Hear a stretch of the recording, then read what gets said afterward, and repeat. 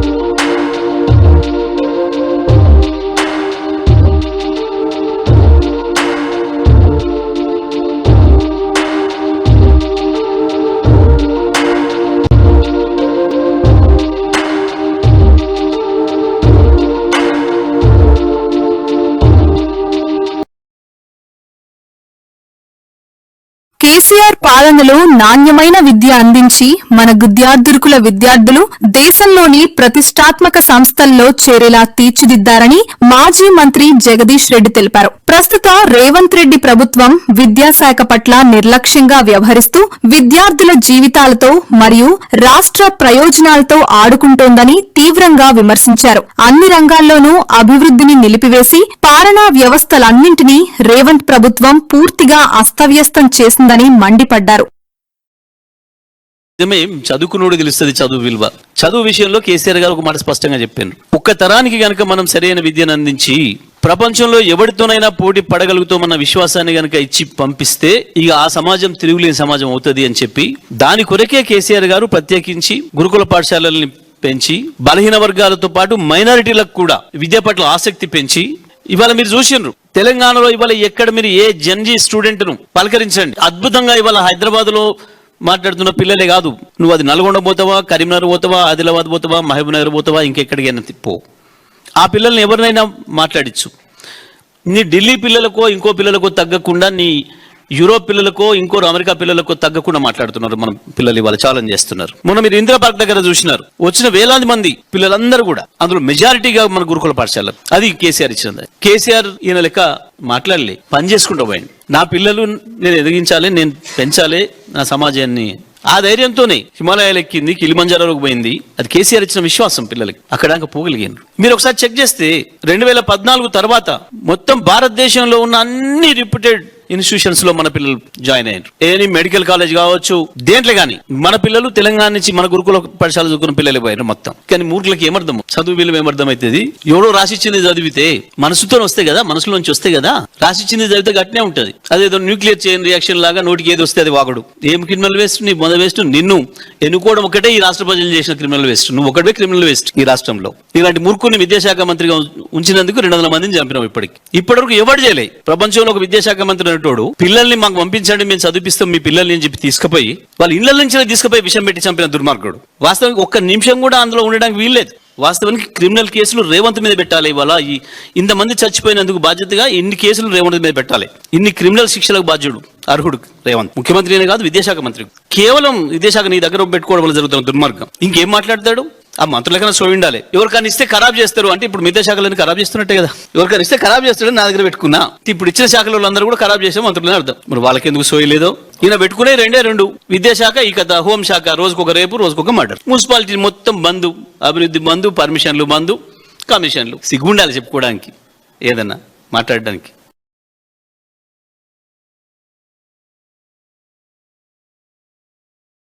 భాష కేవలం భావ ప్రకటన సాధన మాత్రమే కాని అదే జ్ఞానం కాదు. భాషతో సంబంధం లేకుండా చైనా, జర్మనీ, సౌత్ కొరియా వంటి దేశాలు ప్రపంచాన్ని ఏలుతున్నాయి. ఉపాధ్యాయ సంఘాల నాయకులు తమ స్వార్థం పక్కన పెట్టి ప్రభుత్వ పాఠశాలల్లోని పేద విద్యార్థుల భవిష్యత్తు కోసం అంకిత భావంతో పనిచేయాలి. ప్రతి 6 నెలలకొకసారి సమస్యలపై పారదర్శకంగా చర్చించి పరిష్కరించడానికి మా ప్రభుత్వం సిద్ధంగా ఉంది అని తెలిపారు సీఎం రేవంత్ రెడ్డి. ఒక 5 ఏళ్ళు ఒక మంచి ఆలోచన చేద్దాం. మనం ఇబ్బందులలో ఏం లేం, ఆకలితో ఏం చచ్చిపోతలేం. కుటుంబం కూడా అత్యంత దారుణమైన పరిస్థితులలో ఏం లేం. నా టీచర్లు అందరూ మంచిగా, గౌరవంగా, ఆర్థికంగా సమాజంలో చాలామంది కంటే బాగా ఈరోజు వాళ్ళు ఉన్నారు. వాళ్ళు సంఘాలు ఒకవేళ మీకు చెప్పిన మీరు సొంతంగా ఆలోచన చేసుకోండి. మీరే నాయకులను తయారు చేసేది కూడా మీరే. 5 సంవత్సరాలు మేము పేద విద్యార్థుల కోసం, ప్రభుత్వ పాఠశాలకు వచ్చే పిల్లల కోసమే మేము అంకితం అవదలుచుకున్నాము. 5 సంవత్సరాల తర్వాత మేము వెనక్కి తిరిగి చూసుకుంటాం. ఒకవేళ ఏమైనా కోల్పోతే మా రేవంత్ అన్న దగ్గరకు పోయి మేము కొట్లాడి తెచ్చుకుంటామని మీరు మనసులో పెట్టుకోండి. 34 వరకు నేనే ఉంటా, మీకు ఎవ్వరికి ఏం అనుమానం లేదు. ఈరోజు 26, 31 వరకు పిల్లల కోసం పనిచేయాలి. ఈ 5 ఏళ్ళు మీ బాధ్యత నేను తీసుకుంటా. మీరు అడగకుంటేనే మీ సమస్య జెన్యూన్ ఇష్యూస్ ఏమున్నా 6 నెలలకు ఒకసారి ఒక హాఫ్ డే మీ సంఘాలను, మీ నాయకులను పిలిచి కూర్చోబెట్టి క్వాలిటీ డిస్కషన్ చేసి చీఫ్ సెక్రటరీ కానీ ఎవరికైనా, విద్య నైపుణ్యం కాదు, language is not knowledge. Language అనేది ఒక కమ్యూనికేట్ చేయడానికి. అమెరికాలో బిచ్చమెత్తుకునేటోడు కూడా ఇంగ్లీష్లో మాట్లాడతాడు. చైనాలో ఇంగ్లీష్ వచ్చిన వాళ్ళు 10% కూడా వెళ్ళరు. జర్మన్లో కూడా hardly 10%. You go and see South Korea. మరి చైనా, జర్మన్, సౌత్ కొరియా ప్రపంచాన్ని ఎట్లా శాసిస్తుంది ఇంగ్లీష్ రాకపోతే? ప్రపంచాన్ని ఈరోజు ఒకవేళ చైనా గిన ఉన్న పలంగా నా అప్పు నాకు గట్టని అమెరికాని అడిగితే వాడు డబ్బులు కట్టలేక ఆ దేశాన్ని వాడికి ఇవ్వాల్సిన పరిస్థితి. అమెరికా క్యాష్ రిచ్ కాదు, చైనా ఇస్ క్యాష్ రిచ్. చైనాకున్న అప్పు అమెరికా కట్టాలంటే వాడి దగ్గర డబ్బులు లేకపోతే వాడి దేశాన్ని తీసి వాడికి అప్పచెప్పాలి. ఊర్లలో అప్పుడప్పుడు మనం భూమి ఇల్లు పెట్టి అప్పు తెచ్చుకుంటే కట్టలేక ఇల్లు భూమి వానికి అప్పులోనికి ఇస్తాం కదా పటానికి. అట్లా అమెరికా దేశాన్ని చైనాకి ఇవ్వాల్సిన పరిస్థితి.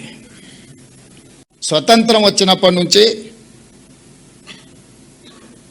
2014 వరకు ఈ దేశానికైన ప్రధానమంత్రులు అందరూ కలిసి 51 లక్షల కోట్ల అప్పు చేస్తే 2014 నుంచి 2026 వరకు 12 సంవత్సరాలలో ఇప్పుడున్న ప్రధానమంత్రి చేసిన అప్పు 151 లక్షల కోట్ల రూపాయలు. దాదాపుగా 63 సంవత్సరాలు పదులలో ప్రధానమంత్రులు చేసిన అప్పులు 50 లక్షల కోట్ల రూపాయల అప్పు అయితే ఇన్ని ప్రాజెక్టులు కట్టిండ్రు, ఇన్ని రైల్వే లైన్లు వేసిండ్రు, ఇన్ని నేషనల్ హైవేలు వేసిండ్రు, ఇంత ఇన్ఫ్రాస్ట్రక్చర్ ఇచ్చారు, లక్షలాది గ్రామాలకు విద్యుత్తునిచ్చారు, లక్షలాది గ్రామాలకు విద్యనిచ్చారు, లక్షలాది గ్రామాలకు తాగునీరుని అందించారు, లక్షలాది గ్రామాలకు సాగునీరు అందించారు. మరి 14 సంవత్సరాలలో మీరందరూ అకాడమిషియన్స్, ఎకనమిస్టులు ఉన్నారు ఇక్కడ. విమానాశ్రయాలు ఏమైనా మనకు కొత్తగా వచ్చినాయా? రైల్వే లైన్లు ఏమైనా కొత్తగా వచ్చినాయా? విపరీతంగా ఏమైనా పోర్టులు వచ్చినాయా? ఎయిర్పోర్ట్లు ఏమొచ్చినాయి? కానీ ఈ 12 సంవత్సరాలల్లో ఈ దేశం నిన్నగాక మన పార్లమెంట్లో సమాధానం ఇచ్చినప్పుడు ఈరోజు దేశం యొక్క అప్పు 201 లక్ష కోట్ల రూపాయల అప్పు ఈరోజు ప్రత్యక్షంగా ఈ దేశం మీద ఉన్నది. ఎట్లయితే 8,11,000 కోట్ల రూపాయల అప్పు తెలంగాణ మీద ఉన్నదో భారతదేశం మీద 201 లక్ష కోట్ల రూపాయల అప్పు ఉన్నది. మరి అంతెందుకు 2 విషయాలు మీతో పంచుకోదలుచుకున్నా. జనవరి 2024 1 తారీఖు కంటే ముందే నన్ను 1 తారీఖు మీ జీతాలు వచ్చినాయి. గుండెల మీద చేసుకొని చెప్పండి. తెలంగాణ వచ్చిన తర్వాత 10 సంవత్సరాలు 1 తారీఖు నాడు మీ ఖాతాలో జీతాలు పడ్డాయా?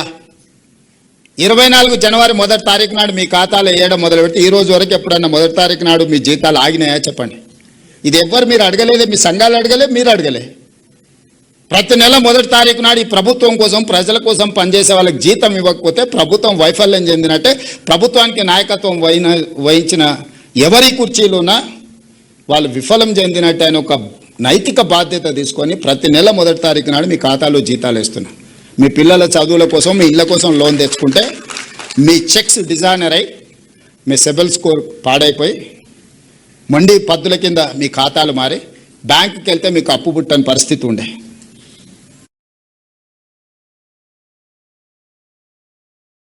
డాక్టర్ సీదిరి అప్పలరాజు ఎంతో కష్టపడి చదువుకుని ఎండి పూర్తి చేసి వైఎస్ఆర్సీపీ తరఫున గెలిచి మంత్రిగా సేవలందించారని జగన్ తెలిపారు. ఒక రోడ్డు ప్రమాదాన్ని కావాలని వక్రీకరించి ఆయన ప్రతిష్టను దెబ్బతీయడంతో పాటు 18 ఏళ్ల చిన్న కుర్రాడి భవిష్యత్తును కూడా నాశనం చేసేందుకు దుర్మార్గమైన కుట్రలు పన్నుతున్నారని విమర్శించారు. తెలుగుదేశం పార్టీకి ఒక న్యాయం, మిగతా వారికి మరొక న్యాయం వర్తింపచేస్తూ చెడు సంప్రదాయాలకు బీజం వేస్తున్నారని నారా చంద్రబాబు నాయుడు గారిపై మండిపడ్డారు.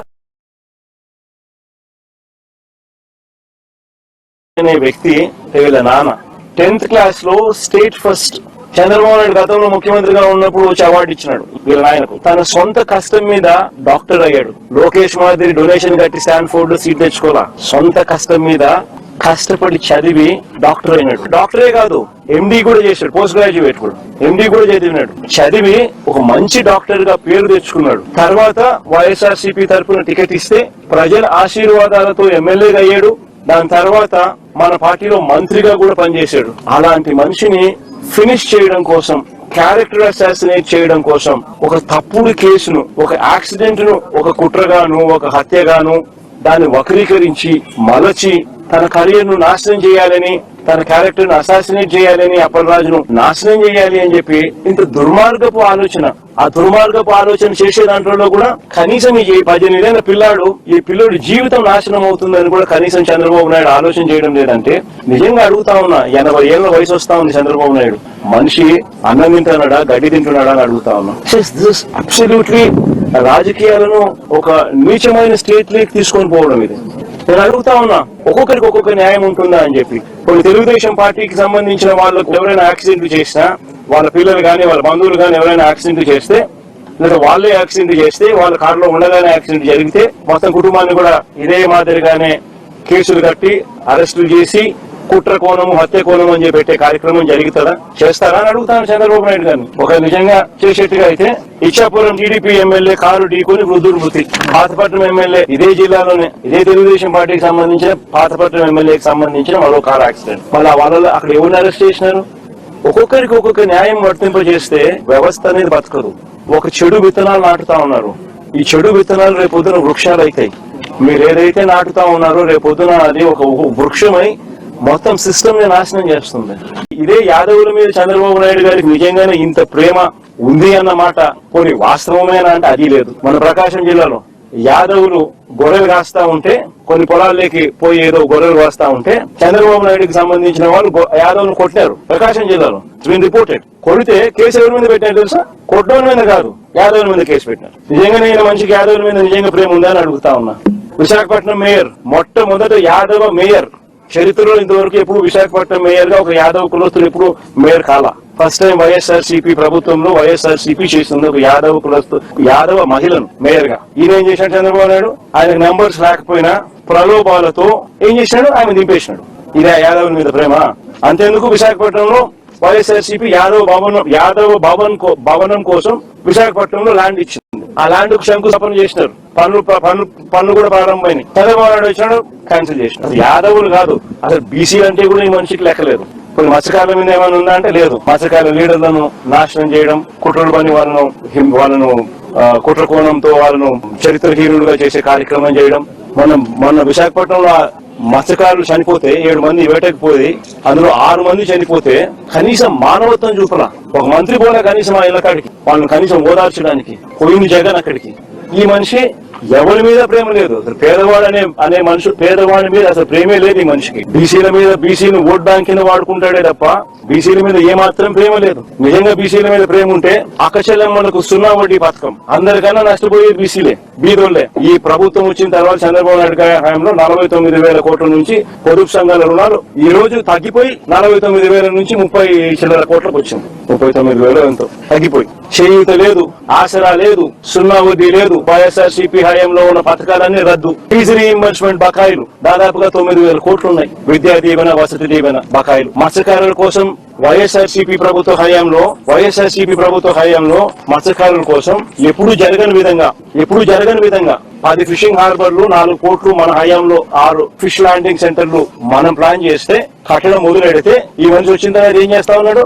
ఇదే శ్రీకాకుళం జిల్లాలోనే మూలపేట పోర్టు ఎవరు మొదలు పెట్టినారు? ఇదే శ్రీకాకుళం జిల్లాలోనే బోడగట్లపాలెం, మంచినీళ్ళపేట ఫిషింగ్ హార్బర్లు ఎవరు తీసుకొచ్చారు? వైఎస్ఆర్సీపీ ప్రభుత్వం. ఈయనేం చేస్తా ఉన్నాడు? స్కాములు చేస్తూ దానికి అమ్మకానికి పెట్టినాడు. స్కాములు చేయడం కోసం పోర్టులు అమ్మకానికి, ఫిషింగ్ హార్బర్లు అమ్మకానికి. నా చెల్లెలు అప్పలరాజు భార్య అన్ని రకాలుగా తోడుగా ఉంటారు వైఎస్ఆర్సీపీ అని చెప్పి మరొకసారి భరోసా ఇస్తాం. పార్టీ అన్ని రకాలుగా తోడుగా ఉంటుంది. అప్పలరాజు కూడా న్యాయమే గెలుస్తుంది, ధర్మమే గెలుస్తుంది. అప్పలరాజు కూడా ఖచ్చితంగా త్వరగానే బయటకు వస్తాడు. ఎందుకంటే న్యాయస్థానాలు ఇంకా బ్రతికే ఉన్నాయి ఈ దేశంలోనూ ఈ రాష్ట్రంలోనూ అన్న వాస్తవం కూడా నిజమే. కాబట్టి త్వరలోనే ఆయన బయటకు వస్తాడు. బయటకు వచ్చిన తర్వాత చంద్రబాబు నాయుడు గారి ప్రభుత్వం మీద జరగబోయే యుద్ధం ఇంకా తీవ్ర స్థాయిలో యుద్ధం. యాక్సిడెంట్ అనేది ఏదైనా ఎవరైనా ఇంటెన్షనల్ గా చేసే కార్యక్రమం కాదు. 40 సంవత్సరాల వయసులో ఆ గొర్రెల కాపరి ఉంటాడు, బైక్ మీద యాక్సిడెంట్ జరిగితే దాంట్లో కుట్రకోణం ఎక్కడి నుంచి వస్తుంది? హత్య చేయాలి అని ముందుగానే ఆలోచన చేయాల్సిన పరిస్థితులు ఎందుకు వస్తాయి?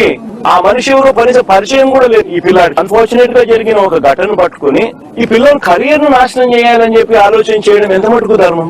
జస్ట్ బికాస్ అప్పల్ రాజ్ అనే వ్యక్తి బీసీలలో ఒక మంచి నాయకుడు కాబట్టి, వైసీపీకి సంబంధించిన నాయకుడు కాబట్టి, వైఎస్ఆర్సీపీ పార్టీకి చెందిన వ్యక్తి కాబట్టి, ఒక మాఫియా యాక్సిడెంట్ జరిగినప్పుడు 10 పొరపాటు జరిగిందమ్మా, మీ కుటుంబాన్ని మేమే అన్ని రకాలుగా చూసుకుంటామమ్మా అని చెప్పి ఈరోజు భరోసా ఇప్పించాలి. నిజంగా అప్పలరాజు కూడా ఆ పని కూడా చేయడానికి ముందు కూడా పోయినాడు పాపం, మంచి ఉద్దేశంతో, మంచి మనసుతోనే. ఇప్పుడు వీళ్ళు ఏం చేస్తా ఉన్నారు? దీన్ని రాజకీయం చేసి మనిషిగా రాక్షసుడిగా అన్నది ఒకసారి నువ్వు ఆలోచన చేసుకోవాలా అని చెప్పి చంద్రబాబు నాయుడు గట్టిగా నిలదీస్తూ అడుగుతా ఉన్నా. ఎందుకంటే ఒక మనిషి అనేవానికి మనసు ఉండాలి. This is beyond repair. అంటే ఒక ఏ ఇన్సిడెంట్ అయినా కానీ వదలకూడదు, దాన్ని ట్విస్ట్ చేయాలా, వక్రీకరించాలా, ఎవరినైనా నాశనం చేయాలా, రాజకీయ అవసరాల కోసమని ఆలోచన చేయడం దుర్మార్గం అనిపించడం లేదా మీకు? ఆ రోజు పాదయాత్ర రాయలసీమ అభివృద్ధితో పాటు నిరుద్యోగ యువత కోసం డిఎస్సి రిక్రూట్మెంట్ మరియు ఉద్యోగ అవకాశాలు కల్పించడమే తమ ప్రధాన బాధ్యత అని తెలిపారు నారా లోకేష్. గతంలో 90% సబ్సిడీతో బిందు సేద్యం డ్రిప్ ఇరిగేషన్ అందించి రైతులకు చేయూతనిచ్చిన విషయాన్ని గుర్తు చేశారు.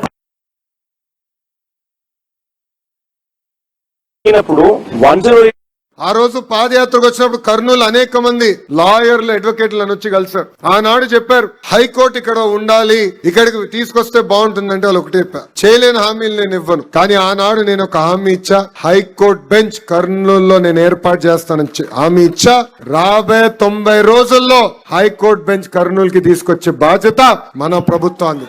ఇవన్నీ చేయగలుగుతున్నాం అంటే కేంద్ర ప్రభుత్వం సహకారం ఉంది. ఇది మనందరం గుర్తు పెట్టుకోవాలి. డబుల్ ఇంజిన్ సర్కార్ వేరే రాష్ట్రాలు ఉన్నాయి, కానీ మన రాష్ట్రంలో డబుల్ ఇంజిన్ బుల్లెట్ ట్రైన్ సర్కార్ ఉంది. ఎందుకంటే బాబు గారి స్పీడ్ మీకు తెలుసు, తగ్గేదే లేదు. అదే స్పీడ్ లో ఇప్పుడు ప్రధానమంత్రి నరేంద్ర మోడీ గారు కూడా చూస్తారు. ఇద్దరు కలిసికట్టుగా రాష్ట్రాన్ని అభివృద్ధి చేయాలన్న లక్ష్యంతో పనిచేస్తున్నారు. అందుకే ప్రభుత్వం కొనసాగింపు అనేది చాలా చాలా అవసరం. అందరం కలిసికట్టుగా పనిచేయాలని ఈ సభాముఖం మిమ్మల్ని అందరినీ కోరుకుంటున్నాను. ఇక్కడ ఉన్న కార్యకర్తలందరికీ ఒక పిలిపిస్తున్నాం. ఇప్పుడు డోర్ టు డోర్ కార్యక్రమాన్ని మనం చేపట్టాలన్నాం. మెటీరియల్ అంతా మీకు అందజేస్తాం. మీరు మీ బూత్ లో నాయకత్వం వహించండి. ప్రతిరోజు 30 గడుపులు ఓర్పు సహనంతో వెళ్ళి మాట్లాడాలి, చేసిన మంచి పనులు చెప్పాలి. దాని తర్వాత వాళ్ళు ఏమైనా అడిగితే ఆ ఫీడ్బ్యాక్ రాసుకోండి. ప్రోగ్రామ్ మొత్తం అయిన తర్వాత మై టీడీపీ ద్వారా మిమ్మల్ని అడుగుతాం ఫీడ్బ్యాక్. అయ్యా మీ బూత్ లో ఏమన్నారు ప్రజలు, ఎక్కడ బాగా చేస్తున్నాం అని చెప్పారు, ఎక్కడ మనం ఇంకా చేయాల్సి ఉంది అని ప్రజలు వివరిస్తున్నారు. ఏం చెప్పారో మేము తెలుసుకుంటాం, ఆ యాప్ ద్వారా మేము తెలుసుకుంటాం. దయచేసి ఈ కార్యక్రమం మనం అందరం జయప్రదం చేయాలి, అందరం కష్టపడాలి. ఎందుకంటే నేను చెప్పా మన నియోజకవర్గం 50-50 అంటే 50% సార్లు గెలిచాం, 50% సార్లు ఓడిపోయాం. దానికి కారణం మనమే, మన నిర్లక్ష్యమే. ప్రజల్ని తప్పడతాం కాదు. 1980 తర్వాత గెలవని నియోజకవర్గంలో నేను పోటీ చేశా స్వామి. స్వామి మంగళగిరి 2019లో నేను ఓడిపోయా 5,300 ఓట్లతో ఓడిపోయా. 5 సంవత్సరాలు నేను వదిలిపెట్టలేదే. నేను వేరే కాన్స్టిట్యున్సీకి వెళ్ళలేదే. అయా కంచుకోట ఎక్కడుంది, విశాఖపట్నంకి వెళ్దామా, కుప్పంకి వెళ్దామా, లేదంటే పక్కనున్న పెనమలూరుకి వెళ్దామని నేను చూడలా. ఎక్కడ ఓడిపోయాను అక్కడనే ప్రజల మనసు గెలుచుకుని గెలవాల లక్ష్యంతో పనిచేశా. ఆంధ్ర రాష్ట్ర చరిత్రలో టాప్ 3 స్థానంలో 91,000 మెజార్టీతో మంగళగిరి నేను కైవసం చేసుకున్నాను. అదే కార్యకర్తలు, అదే నాయకత్వం. కొత్త నాయకులు రాలా, కొత్త కార్యకర్తలు ఆ సమయంలో లేరు. ఉన్న నాయకత్వం, ఉన్న కార్యకర్తలే ప్రజల దగ్గరికి వెళ్లారు. కరెక్ట్ గా లోకేష్ 23 రోజుల ముందర వచ్చాడు. లోకేష్ ఏంటో మీకు అర్థం వల్ల, మీ సమస్యలు మావాడికి అర్థం వల్ల ఓడిపోయాం. 5 సంవత్సరాలు కష్టపడ్డాం, అనేక సంక్షేమ కార్యక్రమాలు చేశాం. గుర్తుపెట్టుకోండి, ప్రతిపక్షంలో ఇంత కష్టపడ్డా అంటే అధికారంలోకి వచ్చిన తర్వాత ఎంత కష్టపడతాం, ఎంత మంచి పనులు చేయగలుగుతామని ప్రజలందరికీ వివరించాను. నేను డోర్ టు డోర్ తిరిగా, దాని వల్లనే అంత మెజార్టీతో నేను గెలిచా. ఇక్కడ కూడా మనందరం కష్టపడాలి. మళ్ళీ చెప్తున్నా, పార్టీలో నాయకుడు సైకో అంటాడు, నేను రాయలసీమ బిడ్డని. ఆయన రాయలసీమకి పట్టిన క్యాన్సర్ గడ్డ.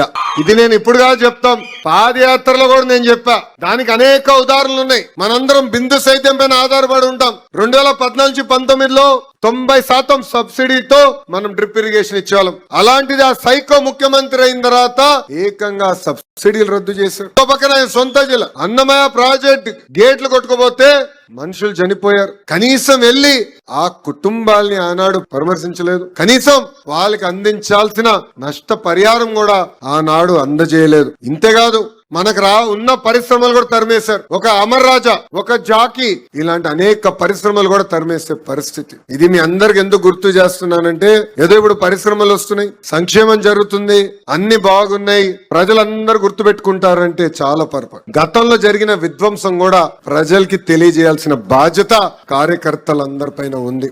గురువు గారు ఎటుకో లిఖిత రూపంలో ఏమేమి చేస్తే బాగుంటుంది, మున్సిపాలిటీ ఏం చేస్తే బాగుంటుందని ఇస్తున్నారు. నా శాఖకు సంబంధించిన 3 అంశాలు, అంటే ఒకటి అది మన ఫరూక్ గారి శాఖ, అది గురుగారితో మాడతాం. మైనారిటీ రెసిడెన్షియల్ స్కూల్ ఒకటి, అదే విధంగా ITI ప్రారంభిస్తే బాగుంటుందని పెద్దలు కోరారు. అది తప్పనిసరిగా చేపించే బాధ్యత నేను తీసుకుంటాను. 90 రోజుల్లో ప్రారంభించే బాధ్యత నాది అని మీనాక్షి నాయుడు గారికి నేను హామీ ఇస్తున్నా. ఉర్దూ జూనియర్ కళాశాల గురించి కూడా పెద్దలు కోరారు. ఇప్పుడు రిక్రూట్మెంట్ చేస్తున్నాం. ప్రత్యేకంగా ఉర్దూ టీచర్స్ కూడా రిక్రూట్మెంట్ ఇప్పుడు ఈ DSC 4వ విడత DSC లో చేస్తున్నాం. అది కూడా త్వరలో ప్రారంభించే బాధ్యత నేను తీసుకుంటానని గౌరవ ఇన్ఛార్జ్ గారికి తెలియజేసుకుంటున్నాను.